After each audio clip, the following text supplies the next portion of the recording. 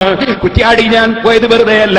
1964 പള്ളിയുടെ പടിഞ്ഞാറ് ഭാഗത്തുണ്ടായിരുന്ന ഔലിയായുടെ മഖാം എന്ന് വിളിക്കുന്ന ആ നീളമുള്ള ഖബറ് ചില ചെറുപ്പക്കാർ ചേർന്ന് പൊളിച്ചു നീക്കിയെന്ന് ഈ ചിയ്യൂർക്കാരനായ മൊയ്ദ് മൗലവി, ജമാഅത്ത് ഇസ്ലാമിയുടെ നേതാവ് മൊയ്ദ് മൗലവി കുറ്റ്യാടിയിലെ ഖാദി എഴുതി വെച്ചിട്ടുണ്ട്. കുറ്റ്യാടി ഓർമ്മകൾ എന്ന പുസ്തകത്തിൽ എഴുതി വെച്ചിട്ടുണ്ട്. ആ ജാറം പൊളിച്ച സ്ഥലത്ത് പോയിട്ടാണേ മൗലവിമാരെ അള്ളാഹുവിന്റെ തൗഫീഖ് കൊണ്ട് 54 പള്ളി റബ്ബിന്റെ തൗഫീഖ് കൊണ്ട് നിർമ്മിച്ചിട്ടുണ്ട്. നിങ്ങളോട് പറയട്ടെ, അതേ സ്ഥലത്ത് പോയിട്ടാണ് 25 മദ്രസ നിർമ്മിച്ചിട്ടുണ്ട്.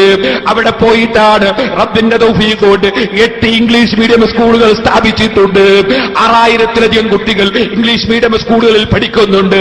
യതീം കുട്ടികൾ ഫ്രീ ആയി പഠിക്കുന്നുണ്ട്.